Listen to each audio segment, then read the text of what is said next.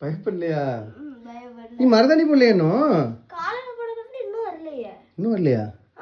ஐயா வியாபாரத்துக்கு போயிட்டு வர எதுக்கு இவ்வளோ லேட்டு?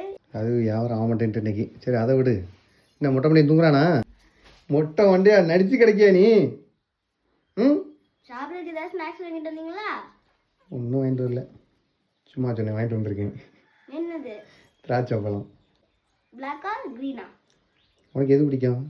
க்ரீன். அப்போ அது வாங்கிட்டு வரல. உனக்கு என்ன கிரேப்ஸ் பிடிக்கும்? ஆரஞ்சு கலர் கிரேப்ஸ் பிடிக்குமா? சரிம்மா, ஆரஞ்சு கலர்.